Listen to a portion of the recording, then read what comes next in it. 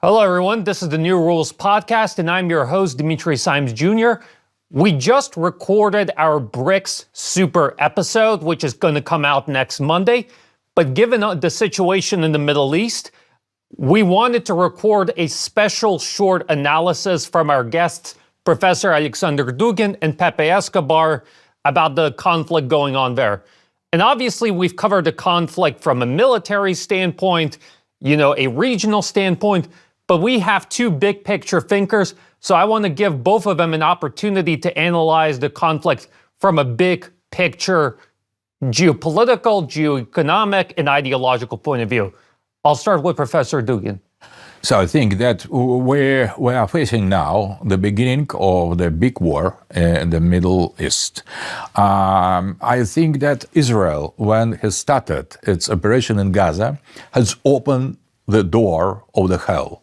Because after making what Israel has done to the civil population, there is no chance to get from this situation unharmed. So I think that there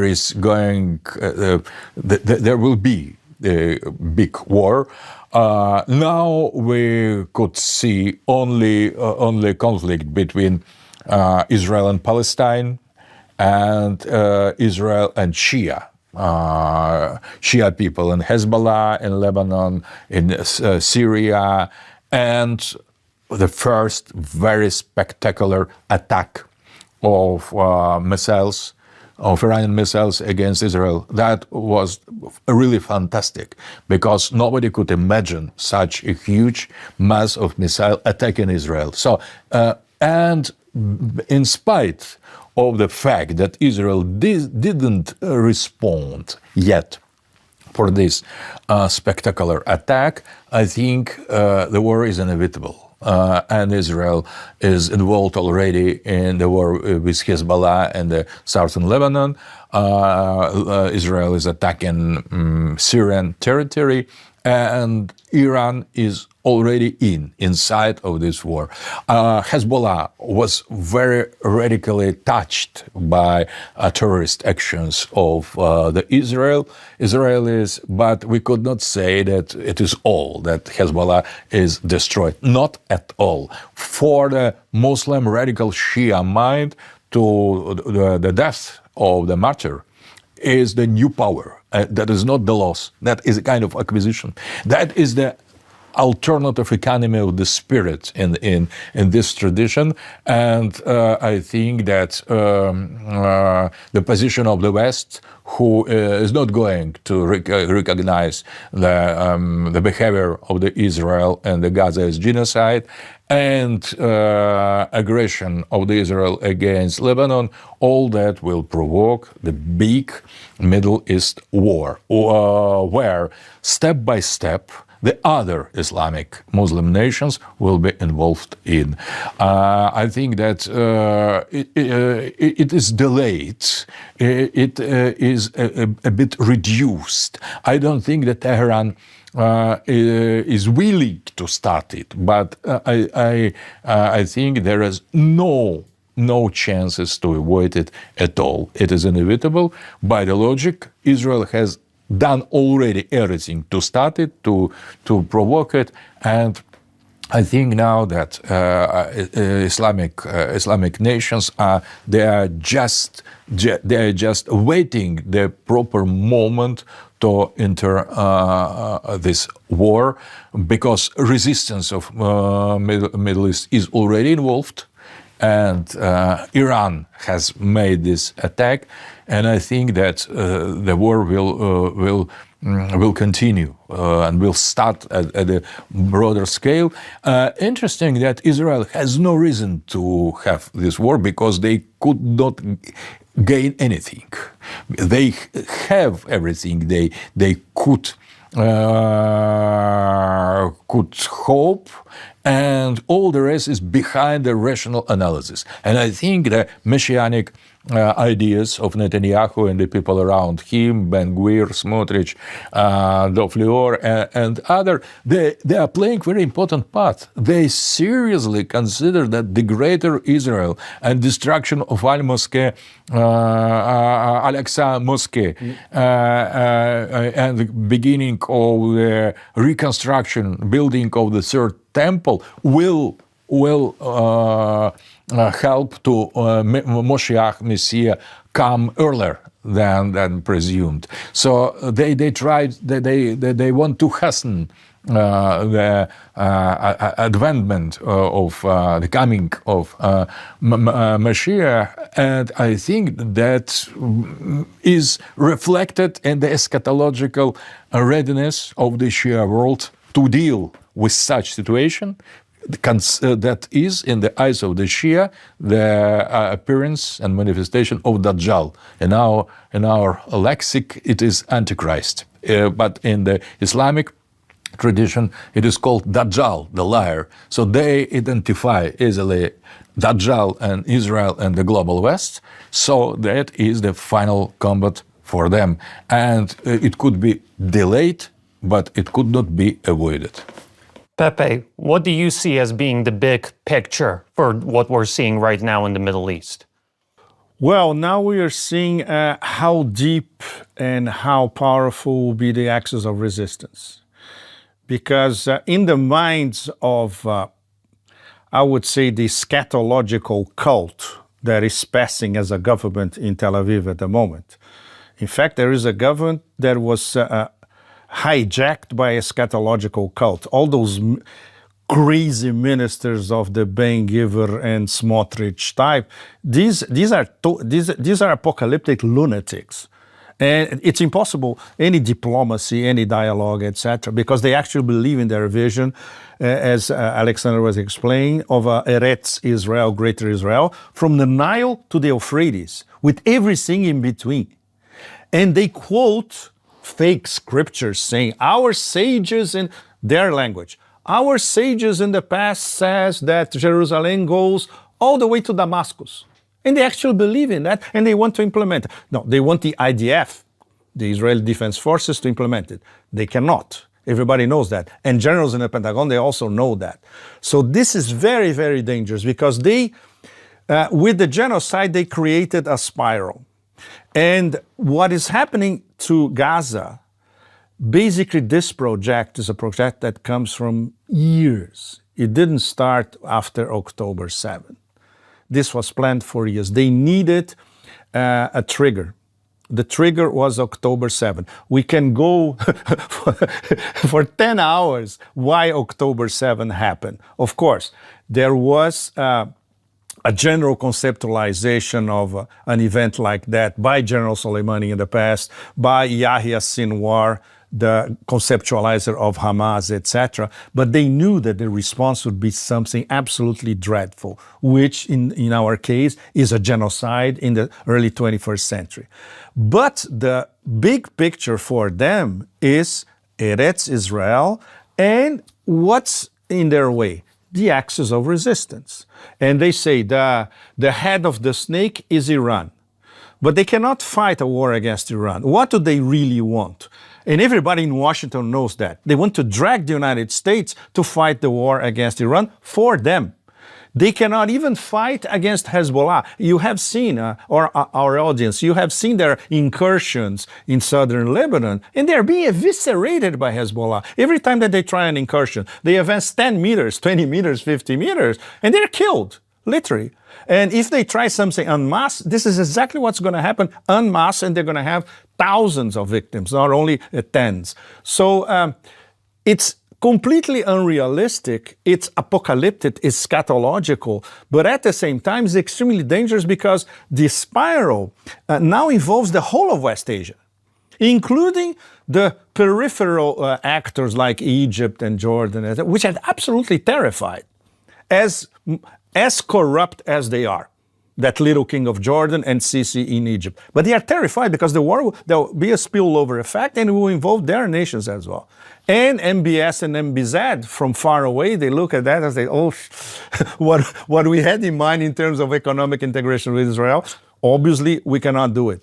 And Iran, okay, just to finish, 30 seconds. Iran, it's a very special case because there is all the work that General Soleimani did to organize the axis of resistance long term. And we are right in the middle of what he thought 10, 15 years ago. And at the same time, Iran doesn't want a war, as Alexander said absolutely correctly. They know that the war may be inevitable, but if it is inevitable, they're ready for it. I was discussing this with my great friend Marandi, professor of University of Tehran, last week in Istanbul. We spent hours discussing. And Professor Marandi has excellent connections with people around Ayatollah Khamenei and IRGC as well, and even with reformists. He talks to everybody and he says, yes, everybody is more or less resigned. If it happens, we're ready. And as the moderator, I guess it's my job to try and, synthesize these two big complex thoughts. On this program, longtime viewers will know that we always like to say, you may not be interested in World War, but World War is interested in you. You may not be interested in escalation, but escalation is interested in you. And ever since October 7th, it seemed numerous times as though the Middle East would erupt in regional war. But every time, regional actors, out of a sense of caution, out of a sense of self-preservation, managed to step back and establish a sort of unstable equilibrium. I think that moment is coming to an end. I think that we are on the brink of the moment of truth, and maybe we can continue delaying the prospect of regional war. But I think that when you look at the geopolitical calculus, it's simply too strong to keep delaying forever. Thank you all for tuning in, and make sure to subscribe so that you can get our BRICS Super episode coming next Monday. Thank you all for tuning in. Till next time.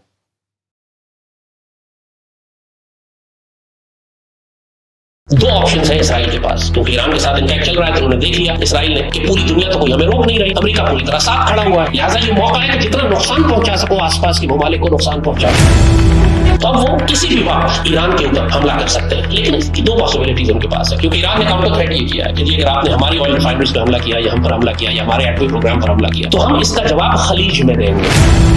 जाहिर है वो तमाम American military bases Saudi अरब में भी हैं, Bahrain में भी हैं, कतर में भी हैं, दुबई में भी है, अबू धाबी में भी है, ये सारी गल्फ जो है ये सारी तो अमेरिकन कॉलोनीज है, यहाँ अमेरिकन मिलिट्री बेसेस हैं। अगर ईरान पे कोई हमला होगा तो ये सारे बेसेस इस्तेमाल होंगे, यहाँ से इंटेलिजेंस भी है, यहाँ से हवाई जहाज भी F-35 भी यहीं से फ्लाई करेंगे, तेल और सप्लाईज भी इनको सारी यहीं से मिलती हैं। ये सारे अमेरिकन ऑपरेशनल बेसेस हैं जो ईरान के इर्द गिर्द अमेरिकन से बनाए हुए हैं, जो अरब ममालिक में कायम है, जो कि मुकम्मल तौर पर इसराइल की हिफाजत के लिए।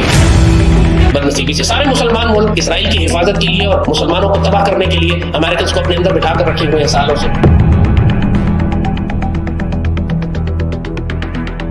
तो ईरान ने धमकी ये दी है कि अगर आपने हमारे ऑयल टर्मिनल्स पे हमला किया, हमारी ऑयल रिफाइनरीज पे हमला किया, तो हम गल्फ में मौजूद तमाम ऑयल टर्मिनल्स और रिफाइनरीज को तबाह कर देंगे। विच मीन सऊदी अरब की ऑयल रिफाइनरी जितनी भी इनकी, अरामको की ऑयल रिफाइनरीज हैं, कतर के टर्मिनल्स हैं, दुबई के हैं, बहरीन के हैं, ये सब हम तबाह बर्बाद कर देंगे।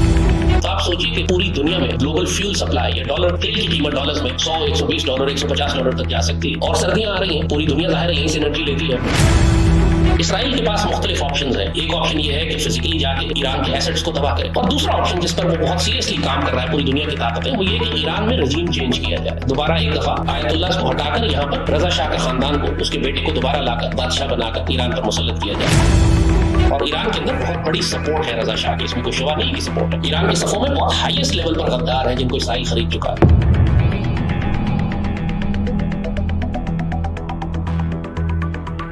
सईदी रसूलुल्लाह ने जब मदीने की रियासत कायम फरमाई और उसके बाद आपने गज़वात और जहाद का आगाज फरमाया, तो आपको पूरी सुन्नत मुबारक में ये चीज बड़ी वाज़ेह नजर आती है कि शुरू से ही मुसलमानों की पॉलिसी एग्रेसिव, प्रोएक्टिव और जंग को दुश्मन तक ले जाने वाली थी। ओवरऑल एग्रेसिव सिक्योरिटी पॉलिसी में, ओवरऑल एक प्रोएक्टिव वॉर स्ट्रेटजी में चंद एक डिफेंसिव बैटल्स लड़ी जा सकती हैं, लेकिन जो पूरी स्ट्रेटजी थी, जो माइंडसेट था, जो फोकस था, जो तरबियत थी, जो ट्रेनिंग थी, जो उनको हदफ दिया जा रहा था, वो तमाम प्रोएक्टिव, एग्रेसिव और जंग को अपनी सरहदों से निकालकर दुश्मन के दरवाजे तक ले जाने वाला था। جب مسلمانوں نے پرشین اور رومن امپائر کہ وہ سارے خطے وہ سارے علاقے فتح کر لیے تو راتوں رات وہاں کی آبادی مسلمان تو نہیں ہو گئی تھی. اس نے مسلمان ہونے میں وقت لیا تھا. انہوں نے مسلمانوں کے اخلاق اور کردار دیکھے تھے. انہوں نے صحابہ کرام کا حسن سلوک دیکھا تھا. انہوں نے یہ دیکھا تھا کہ یہ نئے حکمران جو آئے ہیں, پہلے پرشین امپائر تھی, پھر رومن تھی, اب عرب آ گئے, ان کو زمین اور آسمان کا فرق نظر آیا پرشین امپائر کے کردار میں, رومن امپائر کے کردار میں اور صحابہ کرام کے کردار میں. اور پھر اس تمام آبادی نے جو پرشین اور رومن امپائر کے تحت رہا کرتی تھی, اس نے جان کے اپنی مرضی سے اسلام قبول کیا. اور یہ علاقے تمام آپ دیکھتے ہیں کہ شمالی افریقہ ہو یا مڈل ایسٹ جو آج مسلمان ہیں, یہ صحابہ کرام کے حسن سلوک کی وجہ سے. غزوہ بدر پہلی جنگ تھی جو سیدی رسول اللہ نے صحابہ کرام کے ساتھ لڑی. اور غزوہ بدر کہاں لڑی گئی؟ مدینے سے 300 کلومیٹر دور مکہ کے راستے میں سیدی اپنی فوجوں کو لے کر دشمن کی جانب بڑھے اور جنگ کو دشمن تک لے گئے. اس کے بعد غزوہ احد ایک ڈیفینسو وار تھی, ڈیفینسو بیٹل تھی. اس اوور آل وار اسٹریٹجی میں جنگ بے شک مدینے کے اندر لڑی گئی. غزوہ خندق ایک ڈیفینسو بیٹل تھی, لیکن فتح مکہ ایک اوفینسو کیمپین تھی. آپ فوجوں کو مسلمان لشکر لے کے آپ مکے تک گئے اور مکے کو آپ نے فتح کیا. غزوہ حنین ایک اوفینسو کیمپین تھی, آپ اپنی فوجوں کو لے کر گئے اور آپ نے غزوہ حنین میں شامل ہوئے. غزوہ تبوک اس وقت کی ایک سپر پاور تھی رومن امپائر, وہ مسلمانوں پر حملہ کرنے کے لیے لشکر تیار کر رہی تھی. صرف خبر آئی تھی کہ وہ لشکر تیار کر رہے ہیں اور سیدی رسول اللہ مدینے سے اپنا لشکر لے کر نکلتے ہیں اور روم کی سرحد پر جاتے ہیں. آج دیکھیں سعودی عرب میں تبوک کہاں پر ہے, وہاں تک سیدی رسول اللہ تشریف لے کے گئے, کئی مہینے قیام فرمایا. جب رومنز کو پتہ لگا کہ مسلمان فوجیں آ گئیں تو وہ ڈسپرس ہو گئے, بکھر گئے, واپس چلے گئے. پرو ایکٹیو کیمپین, جنگ کو دشمن تک لے گئے. آپ نے بیٹھ کے انتظار نہیں کیا کہ وہ مدینے تک آ جائے. سیدی رسول اللہ کی سنت پر خلفائے راشدین سیدنا ابو بکر صدیق رضی اللہ تعالیٰ عنہ نے ابھی خلافت سنبھالی ہے. جہاں تک اسلامی ریاست کا تعلق ہے اس کی کوئی معیشت ہی نہیں ہے. آج جو لوگ بات کرتے ہیں پہلے معیشت ٹھیک کر لیں, اس کے بعد ہم کوئی نیشنل سیکیورٹی پالیسی بنائیں گے. نہ سیدی رسول اللہ کے مدینے کی کوئی معیشت مضبوط تھی, نہ خلفائے راشدین کی کوئی معیشت مضبوط تھی. سیدنا ابو بکر صدیق رضی اللہ تعالیٰ عنہ پہلے ہی فتنہ ارتداد شروع ہو گیا, مرتدین آ گئے, نبوت کا دعویٰ کر دیا, لوگوں نے زکوٰۃ دینے سے انکار کر دیا. سیدنا ابو بکر صدیق نے اسی وقت فوجیں تیار کی, صحابہ کرام سے فرمایا مجھے اکیلا چھوڑ دو, چاہے مجھے جانور کھا جائے مدینے میں, لیکن کوئی شخص مدینے میں نہ رکے, تم لوگ سب جاؤ اور اس فتنے کا خاتمہ کرو. ریاض کے پاس, نجد کے پاس جا کے اس فتنوں کا خاتمہ کیا گیا. اگین ایگریسو کیمپین, اپنی سرحدوں سے باہر نکل کر جنگ کو دشمن کے گھر تک لے جایا گیا اور وہاں جا کر اس کو مارا گیا. تو مسلمانوں کی کیمپینز ایک جانب پرو ایکٹیو ایگریسو اپنی سرحدوں سے باہر نکل کر اس ظالم سلطنتوں کو ظلم کو روکنے والی تھی, اور ساتھ ساتھ وہ ایک آئیڈیالوجی, ایک روحانی آئیڈیالوجی, ایک اسپرچل نظریہ لے کر ساتھ آتے تھے جس کی وجہ سے انسانیت کے لیے خیر ہو جاتی تھی. مسلمان ریاستوں کی یہی ذمہ داری ہے.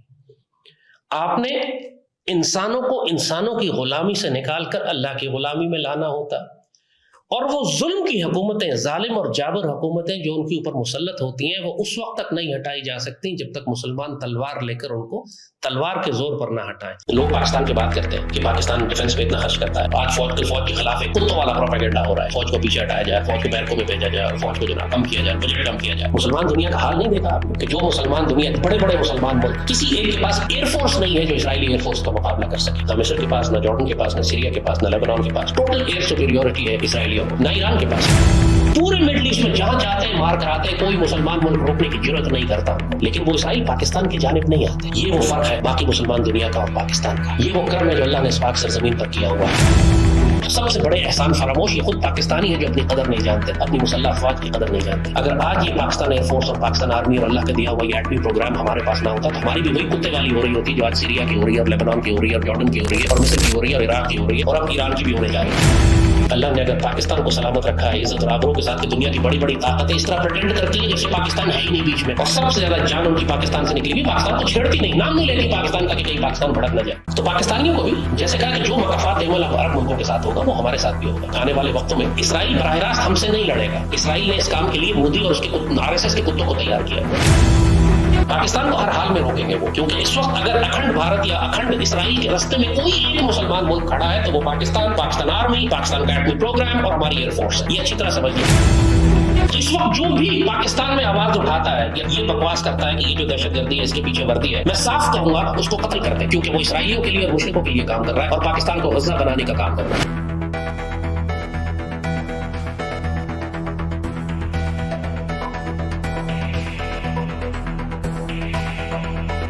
हमको अपने सफों के अंदर से उसी तरह गद्दारों को कत्ल करना पड़ेगा जैसे सलाहुद्दीन अय्यूबी ने फरमाया था कि कत्ल कर रहा है। वो अपने सफों में गद्दारों को पहले कत्ल किया करते थे। या सिनवार जो है उनका कहना यह है कि अपने पिस्तौल में तुम 10 गोलियां रखा करो, 1 गोली दुश्मन के लिए, 9 गोलियां गद्दारों के लिए। गद्दार पहले मारो, क्योंकि दुश्मन कभी भी बगैर गद्दारों के तुम्हें नुकसान नहीं पहुंचा सकता। इसमें आप एक बात नोट करेंगे कि इसराइल जब बात करता है यूनाइटेड नेशन में भी, नेतन्याहू ने जाके वहां पर उन मुल्कों के नाम बताए जो उसके लिए खतरा बनेंगे। उसमें ईरान और इराक की उसने तस्वीर बनाई, और जो मुल्क उसके दोस्त हैं वो भारत से लेकर तमाम अरब ममालिक से होते हुए उसने इसराइल तक लाइन बनाई कि ये हमारे दोस्त मुल्क है। लेकिन वो पाकिस्तान का जिक्र नहीं करता। किसी भी इंटरनेशनल फोरम के ऊपर, किसी भी डिप्लोमेटिक फोरम पे, यूनाइटेड नेशंस पर आप नोट करेंगे कि इसराइल पाकिस्तान के खिलाफ बात नहीं करता। हालांकि नेतन्याहू खुद एक प्राइवेट टीवी इंटरव्यू में कह चुका है कि हमारे लिए सबसे बड़ा खतरा आने वाले वक्तों में एटमी पाकिस्तान। डेविड बिन गुरियन ने ये बात शुरू में कही थी कि हमें अरबों से खतरा नहीं है, हमें अरबों के दोस्तों से खतरा है जो अरबों से बहुत प्यार करते हैं, तो वो हमारे लिए असल खतरा बन जाएंगे। और जाहिर है वो पाकिस्तान की जाने बात कर रहा था। अल्लाह ताला ने पाकिस्तान को, इसराइल का जो जहर है इसका तरियाक अल्लाह ने पाकिस्तान को बनाया। पहले हम पैदा हुए, फिर ये जहर पैदा हुआ। और पिछले 75 बरस से अरबों की जो भी पॉलिसी हो, पाकिस्तान की एक ही पॉलिसी रही है कि हम इसराइल की रियासत को, नाजायज रियासत को तस्लीम ही नहीं करते। हमें अच्छी तरह मालूम है कि हमारा आखिरी मार्का इन्हीं के साथ होगा।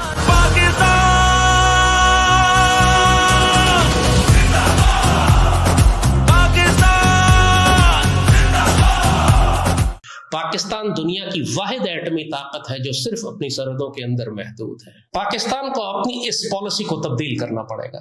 अब हमें अपनी डिफेंसिव पॉलिसी को एक वॉर स्ट्रेटेजी में तब्दील करना होगा।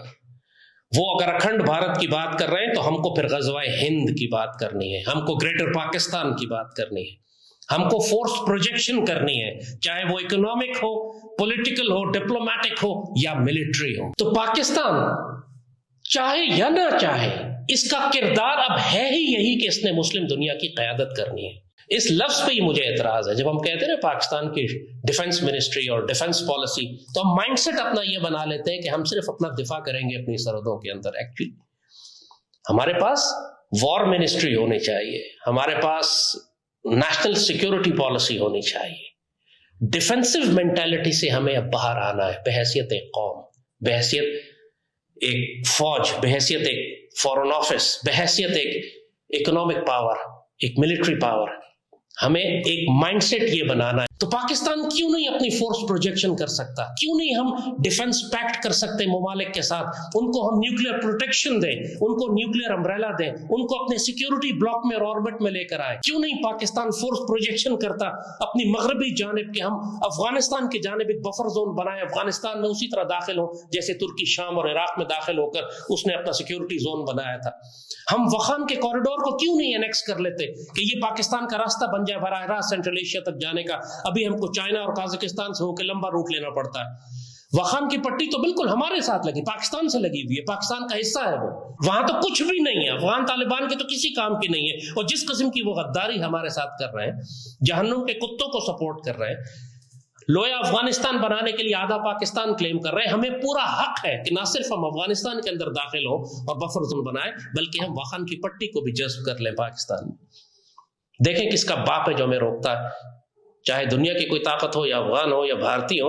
देखते हैं कौन हमसे वखान वापस लेता है। फिर हिजबुल्लाह के साथ तो मुकाफात अमल हो गया, अब बाकी मुसलमान मुल्कों के साथ भी होगा। कोई मुसलमान मुल्क ये ना समझे कि आपने फलस्तीन को तनहा छोड़ दिया है, आपने उनको ज़िबा होने दिया है, आपने उनकी चीखें जो आसमानों तक जा रही थी, जिन्होंने अल्लाह का अर्श हिला दिया, उन चीखों पर भी तुम नहीं उठे, फिर तुम समझते हो कि तुमको छोड़ दिया जाएगा। ऐसे नहीं होगा। अब हर मुसलमान मुल्क की बारी आएगी, पूरे मिडल ईस्ट में आग लगेगी और ये जंग फैलते हुए पाकिस्तान की सरहदों तक आ जाएगी।